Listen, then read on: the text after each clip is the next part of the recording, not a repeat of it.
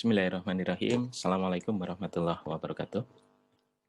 Alhamdulillah, pada hari ini kita melanjutkan lagi pertemuan kita di perkuliahan sistem penyediaan air minum, di mana kita masuk di dalam pertemuan ke-8, topik ke-7 tentang perencanaan instalasi pengolahan air minum yang pertama, yaitu tentang perencanaan IPAM air baku dengan menggunakan air permukaan. Di pertemuan mendatang, barangkali kita akan mendiskusikan perencanaan IPAM untuk air baku yang berasal dari mata air dan air tanah, dan juga IPAM yang berasal dengan menggunakan air baku yang berasal dari air laut. Secara umum, ini CPL dan materi kita hari ini. Jadi, materi tentang pengolahan air minum dengan menggunakan air permukaan sebenarnya juga sudah disinggung di dalam perkuliahan-perkuliahan sebelumnya, terutama terkait dengan perkuliahan di satuan operasi, satuan proses, kemudian juga di mata kuliah laboratorium lingkungan. Nah, mata kuliah SPAM ini mencoba untuk merangkai hal-hal yang sudah dipahami atau diketahui mahasiswa ini menjadi satu rangkaian yang berfungsi nantinya untuk mengolah air, sehingga air itu memenuhi kualitas yang diharapkan. Jadi ini beberapa materi nantinya yang akan dijelaskan, ya, penjelasan umum terkait dengan unit produksi air minum, kemudian proses pengolahan air permukaan secara konvensional, kemudian ada IPA paket, kemudian ada beberapa contoh IPA dan pengembangan beberapa proses yang ada di lapangan. Oke, jadi yang pertama terkait dengan unit produksi air minum. Unit produksi air minum ini adalah bagian rangkaian dari penyediaan air minum, di mana di dalam penyediaan air minum terdiri dari air baku ya, kemarin, dan pengambilannya ada intake. Kadang-kadang perlu ditambah transmisi ya, sampai di instalasi pengolahan air minumnya, baru kemudian nanti dilanjutkan dengan proses distribusi dan layanan ke masyarakat. Sehingga dari sini di dalam Peraturan Menteri Pekerjaan Umum dan Perumahan Rakyat Nomor 26 Tahun 2016 dijelaskan bahwa perencanaan teknis pengembangan SPAM unit produksi disusun berdasarkan kajian kualitas air yang akan diolah. Artinya ini terkait dengan air baku yang kita punyai, di mana kondisi rata-rata dan terburuk yang mungkin terjadi dijadikan sebagai acuan dalam penetapan proses pengolahan air, yang kemudian dikaitkan dengan sasaran standar kualitas air minum yang akan dicapai. Ya, jadi kalau kita lihat di sini ada kondisi rata-rata dari air baku, ada juga standar kualitas air minum. Bagaimana kita mengetahui kondisi rata-rata dan terburuk? Tentunya dengan melakukan pengujian, pengukuran, dan juga monitoring dari air baku yang akan kita gunakan. Seringkali data ini tidak tersedia dengan mudah, ataupun kalau ada kadang-kadang tersebar di beberapa instansi, ya. Dan kalaupun ada kadang-kadang juga data itu tidak mencukupi. Tidak mencukupi dalam artian hanya ada 1-2 kali monitoring di dalam 1 tahun. Sehingga hal yang dapat kita gunakan di dalam perencanaan kadang-kadang hanya berupa data yang sifatnya itu sangat sedikit sekali. Oleh karena itu penting juga ya, di dalam nantinya operasional di dalam IPA, kualitas air baku ini untuk dilihat secara kontinu. Ya, kontinu itu kalau sekarang misalnya kita bisa menggunakan pengukuran secara atau monitoring secara otomatis. Datanya kemudian disimpan dalam bentuk data soft file seperti itu. Bisa di-download datanya, kemudian kita bisa melihat sebenarnya bagaimana fluktuasi dari kualitas itu. Ya, data kualitas ini menjadi sangat penting sekali, terutama nantinya terkait dengan perhitungan-perhitungan untuk konsumsi bahan kimia dan juga energi yang kita gunakan di dalam IPA. Kemudian rangkaian proses pengolahan air minum umumnya terdiri dari satuan operasi dan satuan proses untuk memisahkan material kasar, material tersuspensi, material terlarut. Kemudian ada proses-proses kimia, baik itu netralisasi maupun disinfeksi. Ya, unit produksi dapat terdiri dari unit koagulasi, flokulasi, sedimentasi, filtrasi, netralisasi, dan disinfeksi. Ini adalah unit-unit yang umum digunakan pada unit pengolahan untuk air baku permukaan. Jadi untuk kegiatan penyusunan perencanaan teknis, ya ini teknis umum, tidak hanya di unit air produksi saja. Jadi dimulai dari survei lapangan, kemudian ada pengujian, ada pemakaian standar-standar di dalam perencanaan, dilakukan perhitungan teknis, sampai dihasilkan kemudian gambar teknis dan perhitungan biaya. Jadi ujung akhir dari perencanaan teknis sebenarnya adanya gambar teknis dan juga RAP ini. Ya, sehingga dari sini nanti bisa disusun satu dokumen yang komprehensif, mulai dari perencanaan umum, kemudian ada nota desain, kemudian ada dokumen BOG dan RAP, kemudian ada juga gambar-gambar, ditambah spek teknis biasanya juga. Nah, untuk perencanaan teknis unit produksi, ya ini meliputi IPA-IPA konvensional, kemudian ada saringan pasir lambat, ada brown chaptering. Sama sebenarnya dilakukan survei dan pengkajian, perhitungan, kemudian desain dan gambar. Survei dan pengajian terkait dengan kualitas air baku, ya, sudah kita diskusikan di pertemuan sebelumnya.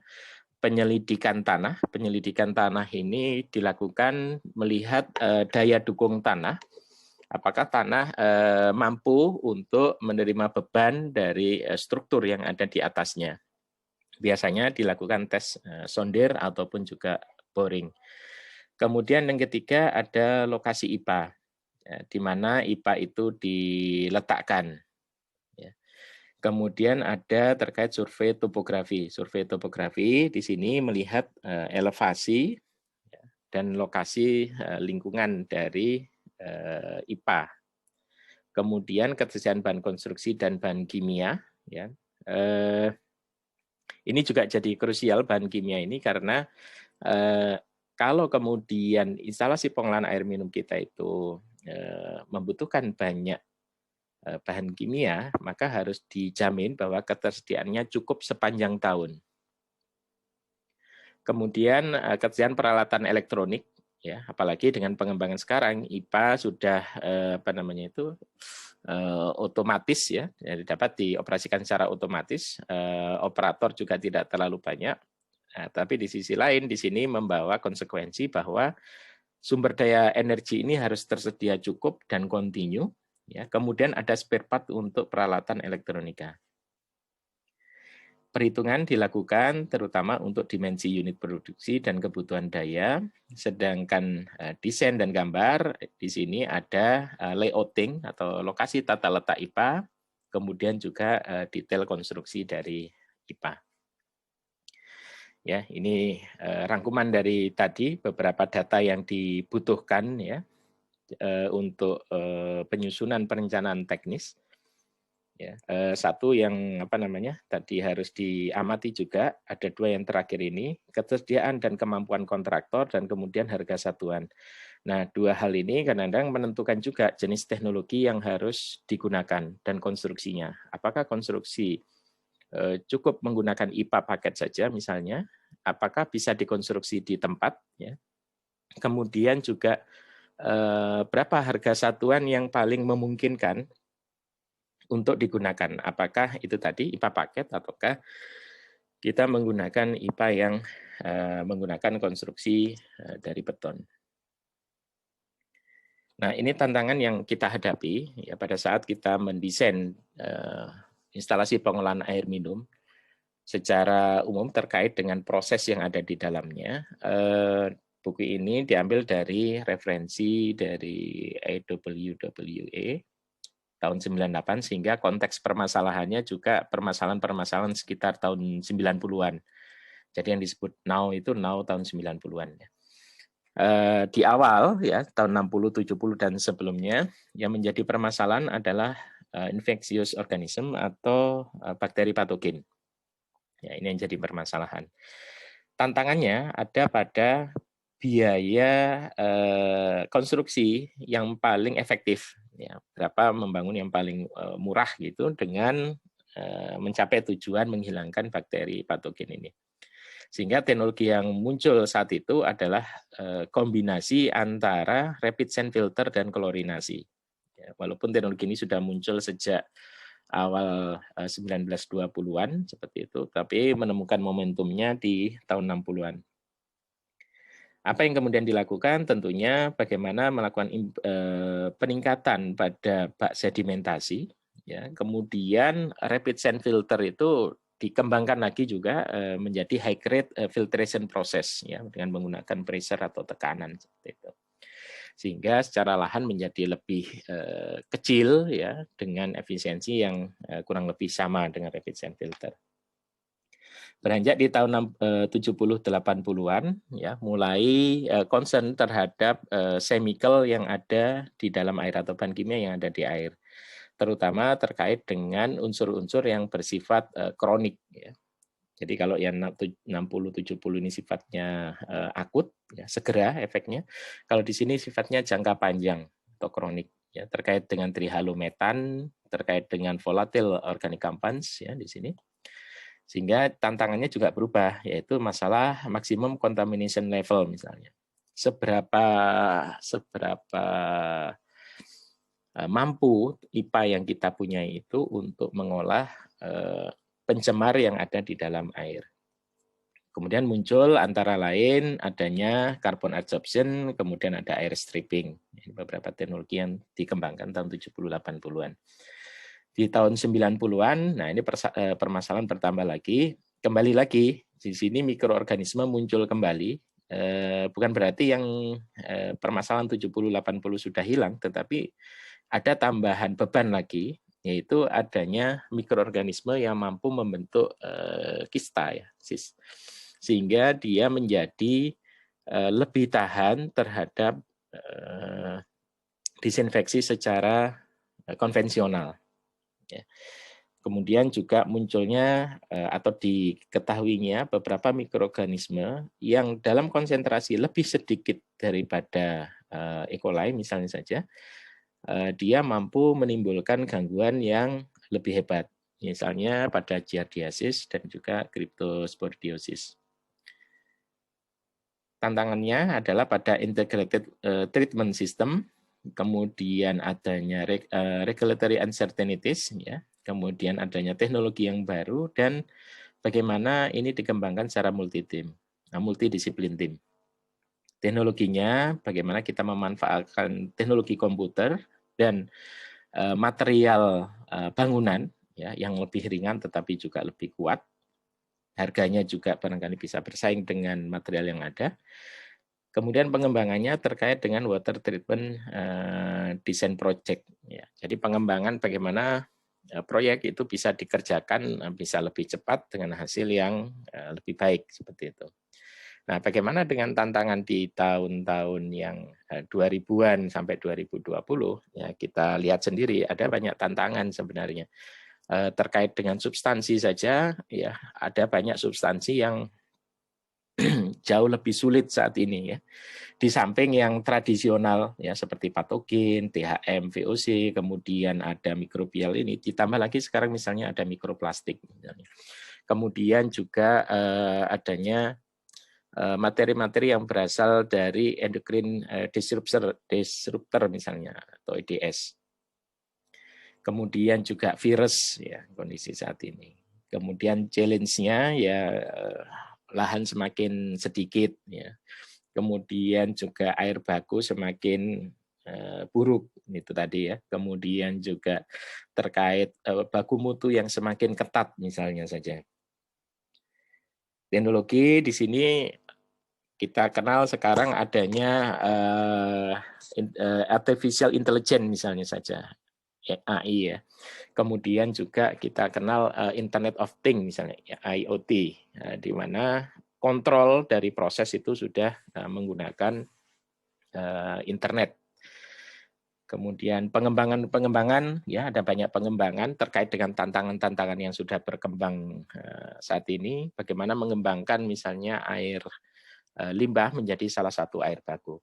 Jadi kalau kita lihat tantangan ini terus berkembang ya, dengan tidak menghilangkan tantangan yang lama. Ini yang sulit. Ya. Tantangan yang lama masih ada, sementara yang baru juga terus bertambah. Oke, jadi dengan segala macam tadi ya teori mengenai bagaimana merencanakan detail engineering design ya untuk unit pengolahan air minum, kemudian juga tantangan-tantangan yang barangkali di pertemuan sebelumnya juga sudah saya jelaskan. Maka yang kita punya sekarang misalnya adalah proses pengolahan air yang konvensional. Jadi ibaratnya bagaimana kita dengan senjata tua ini melawan musuh yang baru yang lebih kuat misalnya. Oke, jadi secara umum kita punya proses-proses di dalam pengolahan air minum, ya, ada proses fisika, kimia, dan juga biologi. Ya. Ada satu proses yang lain misalnya dengan plasma, tetapi belum terlalu populer penggunaannya. Oke, jadi ini semacam review. Untuk proses fisika di dalam pengolahan air, ini memanfaatkan karakteristik fisika pencemar untuk dipisahkan dari air. Ya, artinya kita melihat bahwa sebagian pencemar itu adalah materi. Ya. Kalau dia berupa materi, maka dia dapat pula dipisahkan berdasarkan pada gaya-gaya fisik yang ada pada materi tersebut. Ya. Metode apa yang dapat kita lakukan? Ya, yang pertama pemisahan berdasarkan kondisi densitas partikel relatif terhadap air. Ya, jadi kalau kita pelajari partikel itu dia bisa tenggelam, melayang, ataupun dia mengapung. Kalau kita diamkan pada satu bak seperti itu. Yang kedua, pemisahan berdasarkan ukuran partikel.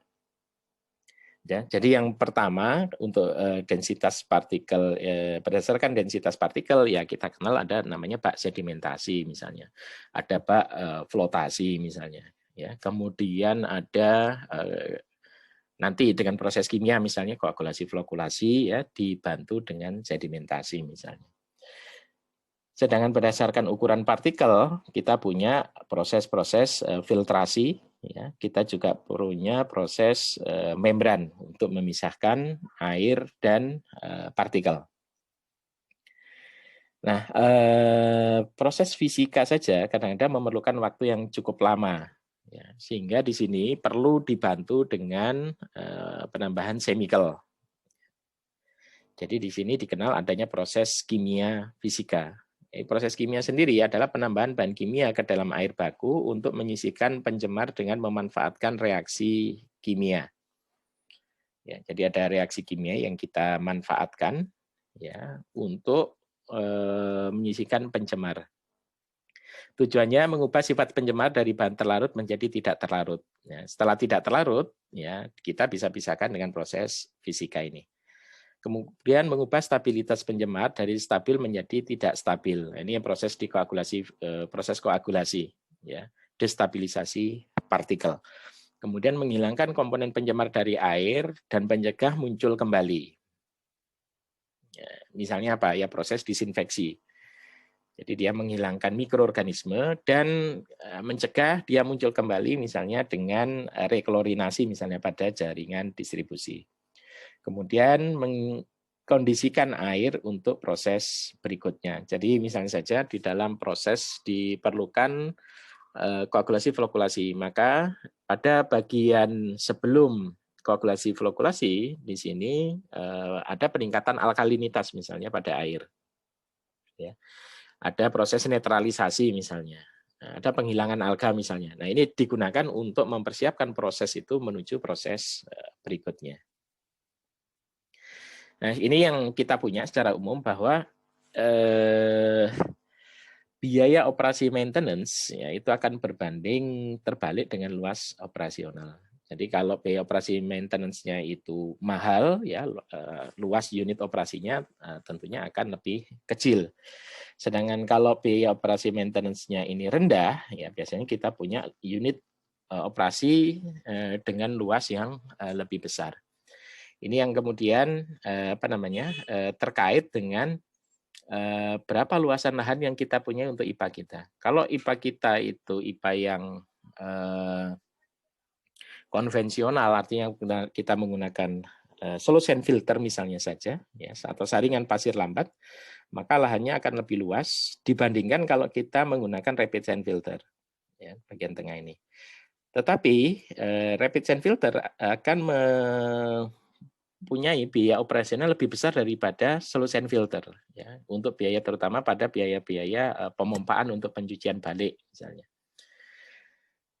Kalau lahan kita semakin kecil, ya kita bisa menggunakan teknologi membran, ya lebih kecil lagi daripada rapid sand filter, ya. Tetapi di sini biaya operasi maintenance-nya akan menjadi lebih mahal. Jadi konsep-konsep yang umum yang kita pahami. Nah, ada juga teknologi yang memanfaatkan kondisi alam, ya. Jadi kemampuan alam untuk mengolah air. Nah, tetapi di sini ada peran teknologi juga, tidak murni dari alam. Jadi misalnya di sini ada riverbank filtration. Kalau kita lihat ini adalah lubang-lubang periksa, ya, di bagian tepi dari sungai, yang ini terhubung dengan pipe gallery. Nah, air yang mengalir di dalamnya ini berasal dari infiltrasi dari air sungai yang masuk ke dalam lubang-lubang ini. Nah, sehingga dari sini kita dapatkan air dengan kualitas yang lebih baik daripada air sungai karena sudah dilakukan filtrasi pada bagian tepi sungai. Apakah ini selalu bisa dilakukan? Ya, tentunya tidak. Kita harus melihat bagaimana kondisi dari air sungai ini. Di beberapa tempat di Indonesia, penggunaan riverbank ini tidak terlalu efektif karena ternyata tingkat kekeruhan di sungai Indonesia itu cukup tinggi, terutama di musim penghujan. Dengan tingkat kekeruhan yang tinggi menyebabkan pori pada riverbank ini mudah sekali untuk tersumbat. Sehingga air yang mengalir di dalam riverbank ini tidak sebanyak yang diharapkan dan bahkan tidak mengalir sama sekali.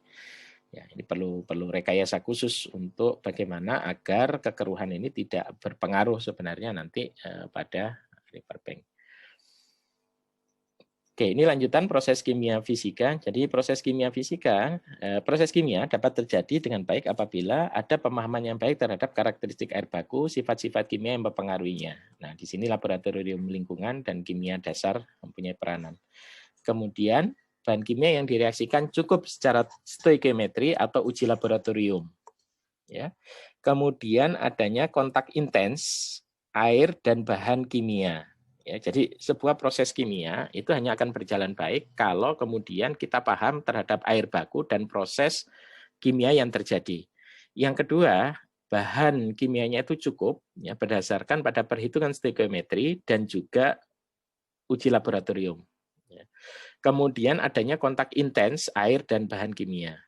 Contoh yang mudah ya untuk ini tentunya adalah jar test untuk pengujian dosis koagulan ya untuk pemrosesan kekeruhan di air.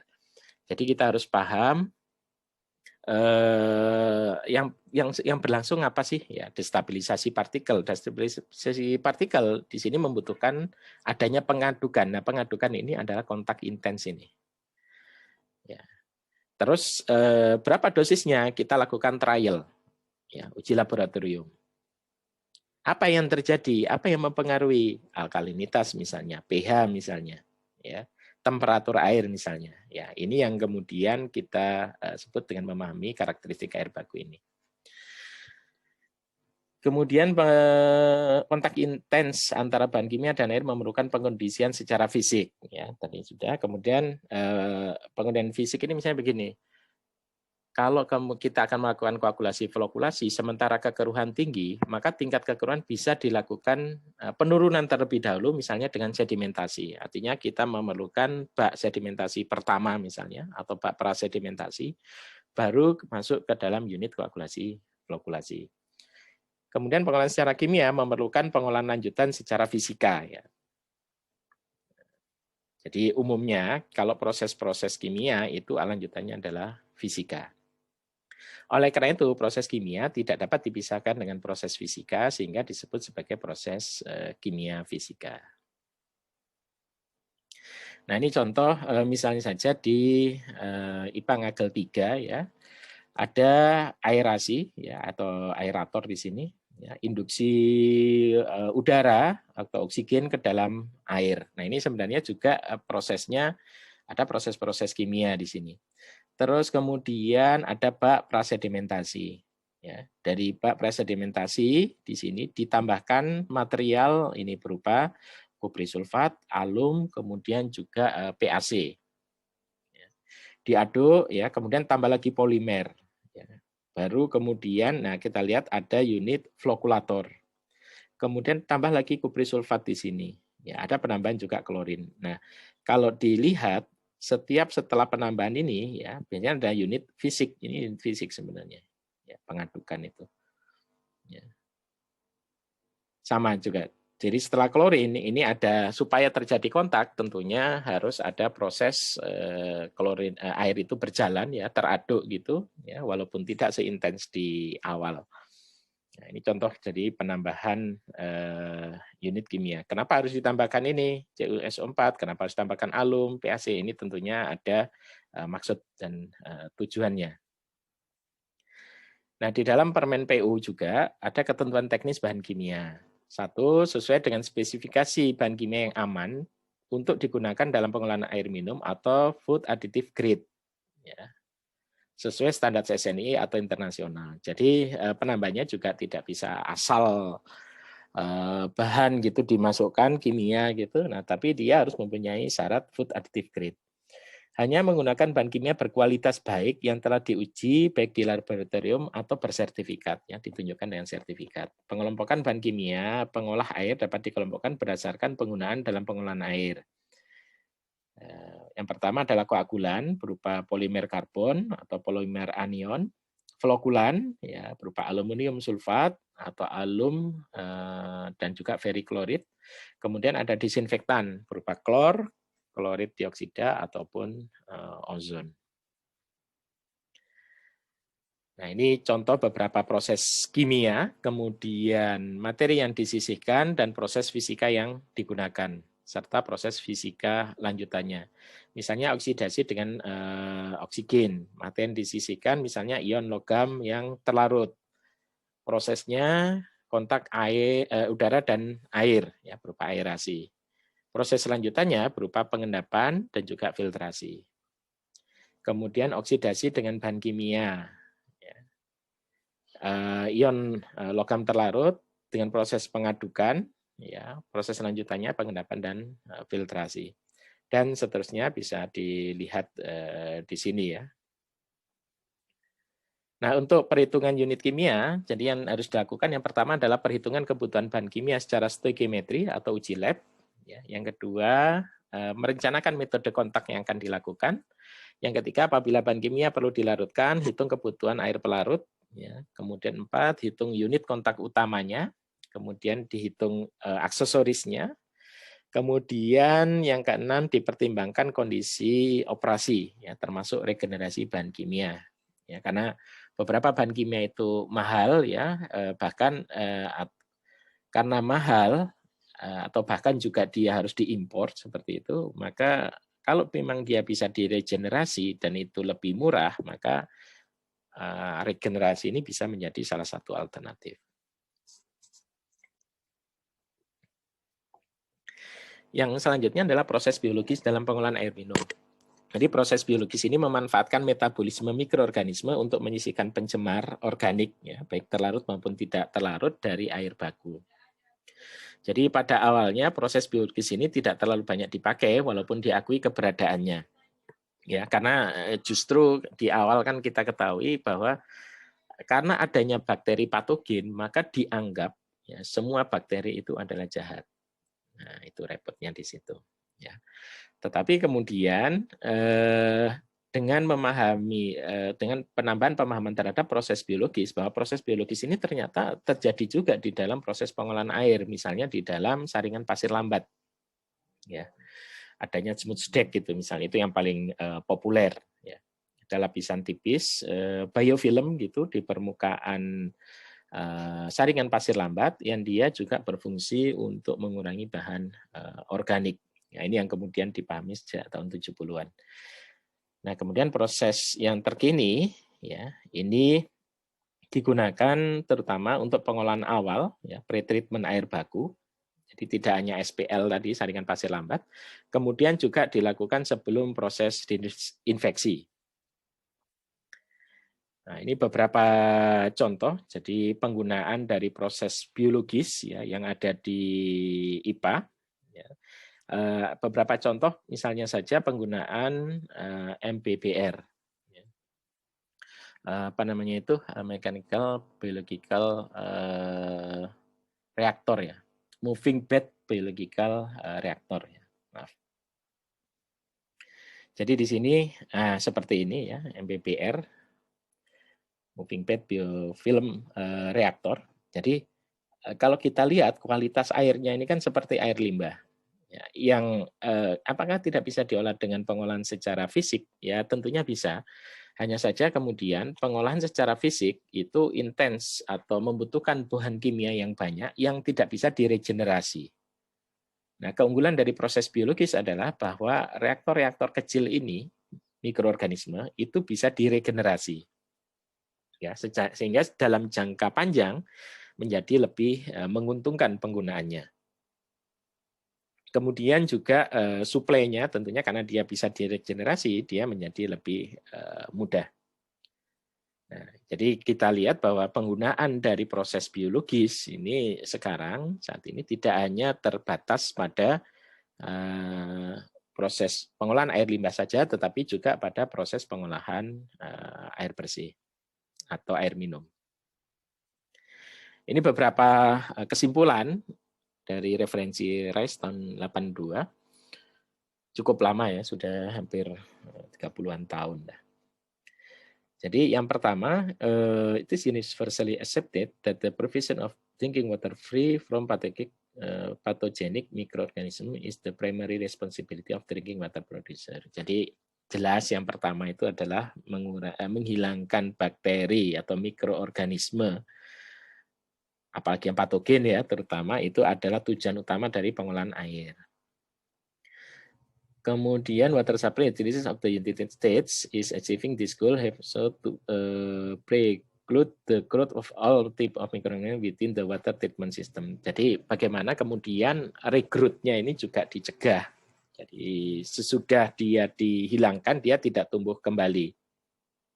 Ini terutama untuk di Amerika. In other countries, many water utilities intentionally incorporate biological process into their water treatment system to reduce the level of dissolved organic and still maintain strict pathogen-free quality of the finished water.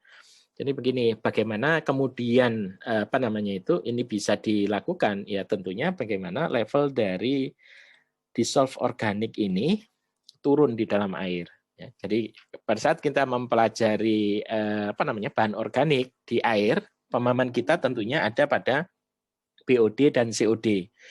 Nah, tetapi tidak hanya itu, ya. Ada yang disebut dengan theoretical oxygen demand misalnya atau THOD. Ada yang disebut dengan natural organic matter misalnya saja atau NUM. Yang kemudian ukurannya itu menjadi lebih kecil daripada ukuran ppm atau bahkan ppb, ya, sangat kecil sekali. Tetapi yang unik adalah dengan adanya mikroorganisme yang terutama patogen tadi yang bisa tumbuh dengan lingkungan yang katakanlah minim substrat, ya, ini kemudian menjadi berbahaya di dalam air. Ya, seperti saya jelaskan di awal tadi ya, pada tantangan 90-an adalah munculnya mikroorganisme dalam tanda petik baru.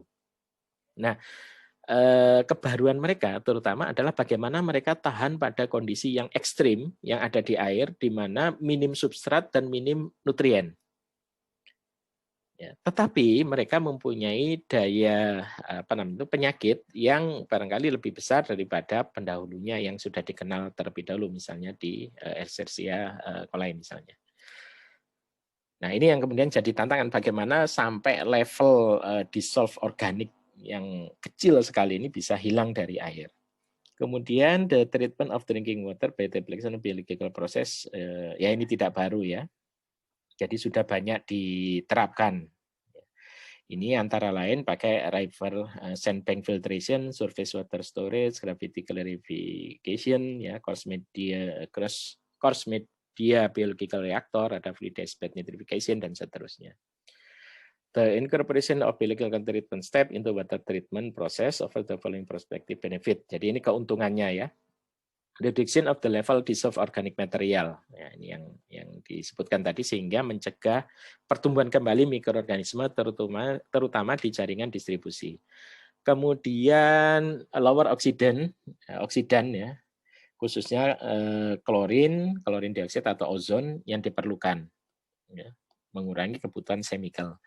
Kemudian kalau chemicalnya berkurang, tentunya dia mengurangi biaya operasional. Kemudian yang ketiga di sini mengurangi bacterial regrowth. Jadi keuntungan ini berujung pada ini mencegah regrowth-nya ini pertumbuhan kembali dari mikroorganisme terutama di distribusi.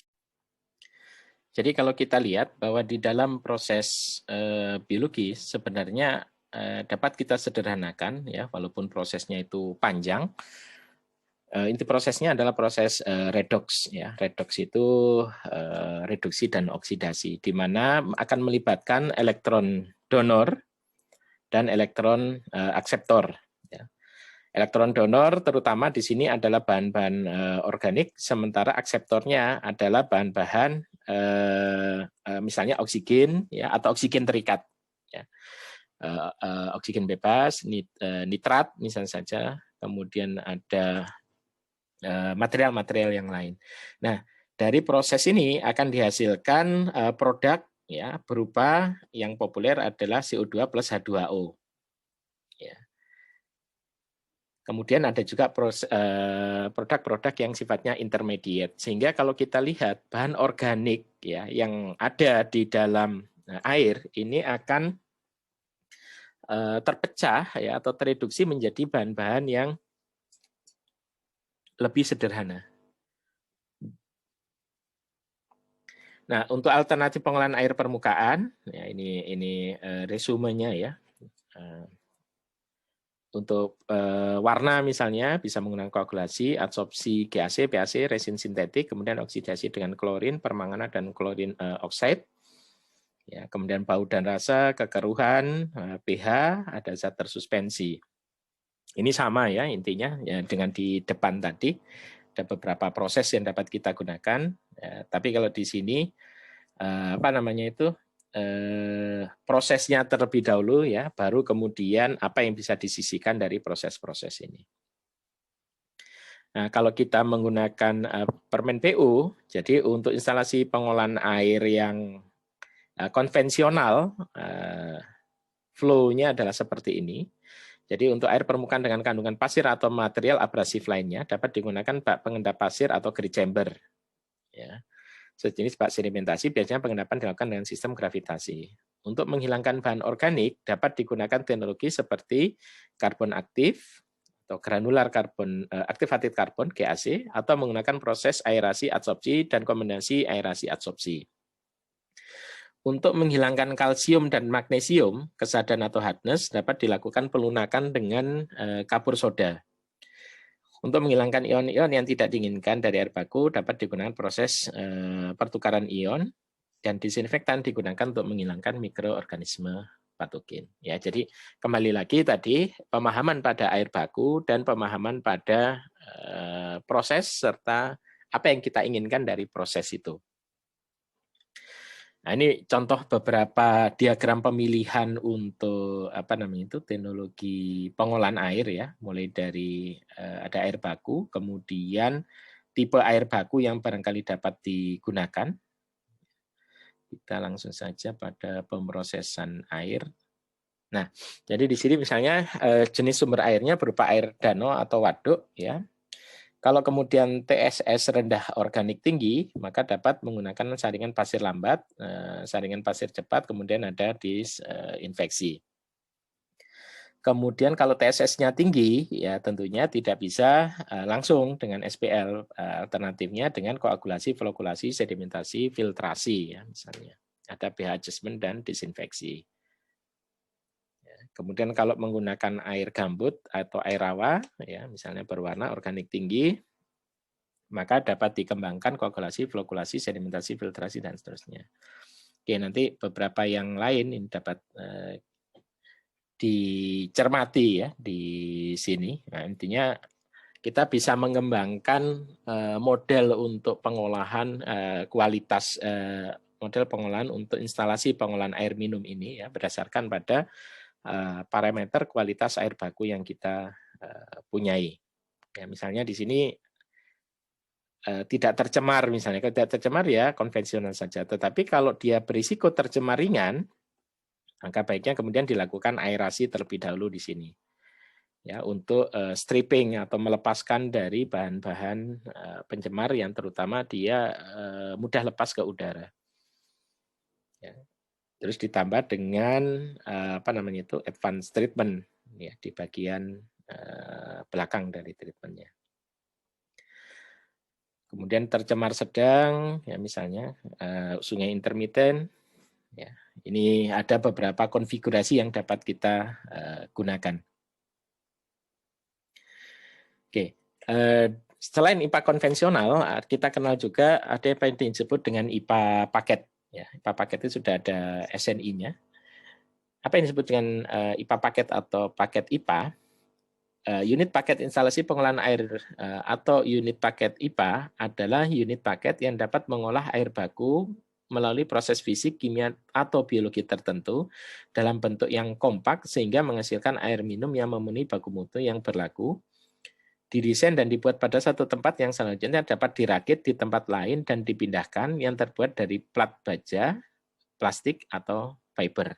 Ya, jadi seringkali ciri IPA paket ini dia terbuat dari plat baja atau fiber ya, atau plastik. Ya, kemudian ada proses perakitan ya di tempat apa namanya itu produksinya. Dia dibongkar, bisa dibongkar dan bisa dipasang kembali di mana IPA itu akan dipasang. Nah, di sini harus memenuhi ketentuan yang pertama kekeruan lebih kecil daripada 300 NTU. Dalam hal kandungan kekeruan melebihi dari 300 Nevelometric Turbidity Unit atau NTU, maka diperlukan pengolahan pendahuluan yang ini terpisah dari proses IPA paketnya. Kemudian kandungan warna asli tidak lebih dari 40 TCU, Total Color Unit, dan warna sementara 80 Total Color Unit. Kemudian unsur-unsur lain memenuhi syarat baku mutu air baku yang berlaku. Nah, kadangkala kesulitannya bahwa IPA paket ini seolah-olah bahwa semua dari air minum, ya pengolahan air minum itu bisa menggunakan IPA paket. Ya, artinya bisa menggunakan tipikal dari treatment yang kenyataannya tidak seperti itu ya. Kita harus kembali lagi pemahaman tadi sehingga tahu betul apakah kita bisa menggunakan IPA paket ataukah tidak. Ya, jadi contohnya adalah model-model seperti ini ya, ada bak seperti ini ya. Semuanya bisa apa namanya itu dirangkai di tempat ya. Ini terbuat dari plat baja ya. Mulai dari intake di sini ada koagulasi flokulasi ya. Kemudian di sini ada proses-proses selanjutannya ya. Ya, sampai kemudian pada reservoir atau tampungannya untuk didistribusikan ya. Nah, ini juga jadi di sini ada proses apa namanya koagulasi ya. Kemudian di sini proses flokulasinya dilakukan di sini. Kemudian ada proses sedimentasi di bagian sini dan ada proses filtrasi pada bagian ujung ini. Ya, model seperti ini biasa dikenal dengan IPA kedasih, ya tipe kedasih seperti itu, yang banyak apa namanya itu populasinya digunakan di Indonesia. Nah, ini ada beberapa contoh pengolahan konvensional yang kita gunakan. Yang pertama adalah penggunaan aerasi, ya ini di IPA Ngagel 2 di Surabaya, ini IPA Ngagel 3 di Surabaya juga. Jadi kalau kita lihat mode aerasinya berbeda. Kalau di sini menggunakan cascade, ya. Kalau di sini menggunakan apa namanya itu aerator tenggelam atau submerge, ya, aerator. Air bakunya sama-sama menggunakan air dari Sungai Wonokromo. Kemudian kalau ini ada di Karangpilang, ya, di Surabaya. Jadi ini menuju ke bak koagulasi flokulasi. Jadi apa namanya itu inlet ada di bagian ujung sana, ya. Ini bak sedimentasinya. Ya. Kemudian agar apa namanya itu aliran merata, maka ada beberapa outlet yang digunakan, ya. Terus dia mengumpul pada satu saluran di sini. Nah, di sini nanti diberikan chemical atau bahan kimia. Ya, jadi di sini aerasinya, ya, ada dua seperti ini, ya, dari inputnya, ya, ada aerasi jatuhan, kemudian di sini ada tray aerasi, ya, ada tray aerasi seperti ini. Sebelum kemudian, nah seperti ini, ya, tray aerasi, kemudian dia menuju ke bak sedimentasi tadi, yang luas tadi. Kemudian kalau ini di Pejompongan di Jakarta, jadi kalau ini adalah penambahan dari bahan kimia, ya. Ini tahun 2003-an, ya, artinya tidak update kondisi yang sekarang. Ya. Kita ingin menunjukkan proses apa yang dilakukan. Kemudian di sini adalah aliran airnya, ya. Selain dilakukan penambahan bahan kimia, pengadukan terjadi karena di sini agak terjadi turbulensi karena kalau kita lihat di sini juga dimanfaatkan sebagai alat ukur, ya, untuk aliran airnya. Kemudian ini ya detail untuk penambahan chemicalnya, bahan kimianya. Kemudian di sini adalah unit pelarut dari bahan kimia, ya, seperti ini. Jadi karena ukurannya besar, maka pelarutan tidak bisa dilakukan kecil-kecilan, ya. Ini harus besar karena banyak yang harus ditambahkan. Ya, ini konsentratnya, kemudian apa namanya itu ditambahkan dengan air pelarut untuk kemudian ditambahkan ke dalam air baku. Ya, ini proses masih ini apa namanya? Kembali lagi ke Karangpilang, ya, di Surabaya, Karangpilang 1 di Surabaya. Jadi sesudah bak koagulasi flokulasi ini, kemudian nanti di bagian belakang, ya, ada bak sedimentasi. Ya, ini prosesnya, ya, penambahan apa namanya itu koagulannya, ya. Penambahan koagulannya, ya, menuju ke sana alirannya. Nah, kalau kita lihat ini untuk flokulasinya menggunakan orifice baffle, ya. Jadi ini baffle atau semacam apa namanya itu dinding yang kemudian di sini ada lubang-lubang, ya. Kalau kita pelajari di satuan operasi dan proses, ya. Kemudian airnya akan mengalir ke arah sana. Nah, kalau kita lihat di sini ada beda tinggi, yang ini adalah kehilangan tekanan atau head loss yang terjadi. Nah, ini mode untuk apa namanya itu penambahan pelarutan dan apa namanya itu penambahan chemicalnya, ya. Ini adalah alum, ya. Sementara ini adalah karbon, ya, karbon powder karbon aktif, ya, ditambahkan di dalam proses. Kemudian di sini, nah ini kalau IPA apa namanya paket tadi, maka ini proses-proses koagulasinya dilakukan di sini dengan apa penambahan bahan kimia, ya, koagulan, ya. Kemudian dia masuk ke proses selanjutnya. Nah, prosesnya, ya, setelah koagulasi tadi ini adalah berupa mirip, ya, dengan apa namanya itu up and down baffle channel.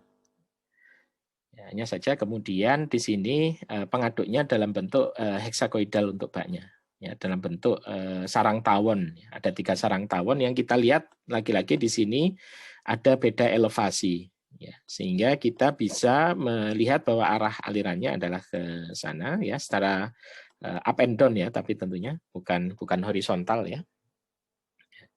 Ada kehilangan tekanan di sini ya, sehingga nantinya air yang sudah diflokulasikan ini ya mempunyai kekeruhan yang lebih rendah.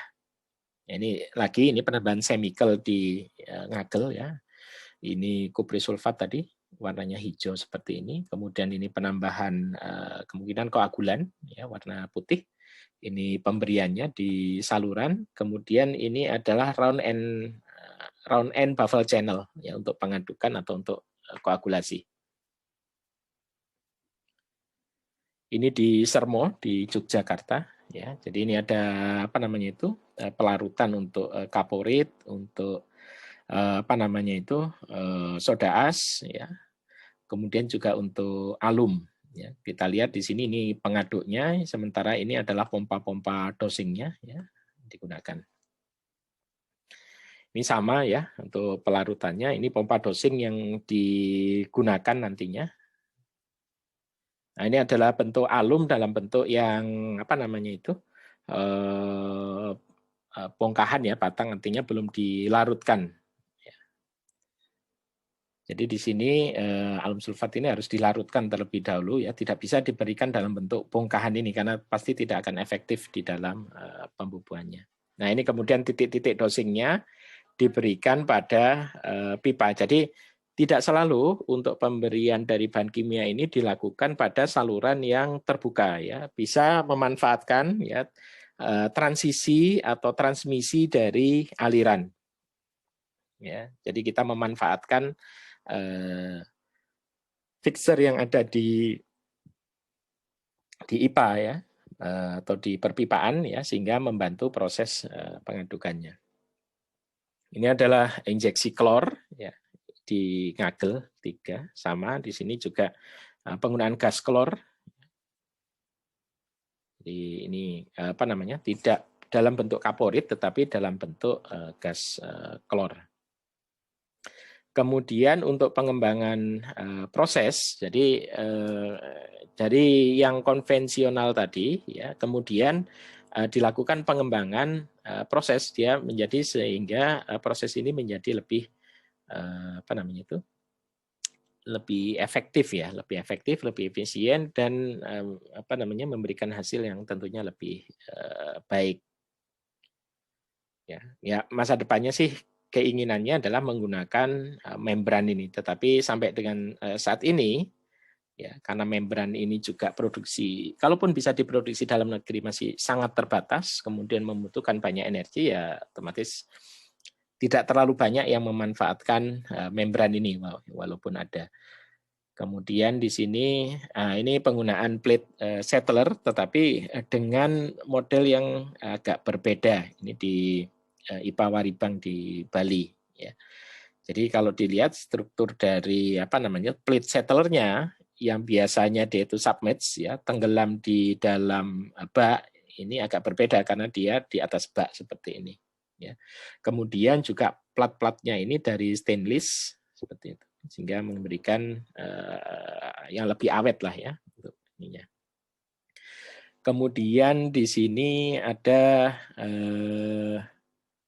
elektroklorinasi ya, artinya klorinasi itu dengan memanfaatkan proses apa namanya itu elektrokimia sehingga material yang digunakan ini tidak lagi menggunakan kaporit ya, tetapi menggunakan garam ya, bisa garam dapur juga. Ya, dilarutkan kemudian dilakukan proses elektrolisis sehingga menghasilkan gas klor. Nah, gas klornya ini nanti yang dimanfaatkan untuk disinfeksi. Ini penggunaan UV misalnya juga mulai digunakan, ini kontrol UV-nya, kemudian nah ini ya, untuk bagian UV-nya di dalam proses apa namanya itu untuk disinfeksi ya, membantu disinfeksi. Kemudian juga bagaimana kontrol proses ya, itu sudah dilakukan dengan metode SCADA. Tidak lagi manual harus periksa satu persatu, tetapi dia bisa diperiksa secara online. Nah, tapi di sini tentunya ini tadi ya di bagian awal tadi sudah kita sebutkan dia sangat tergantung dengan komponen elektronika. komponen elektronika. Komponen elektronika ini, komponen elektronik ini ya, tentunya juga membutuhkan regen atau regen bahan kimia.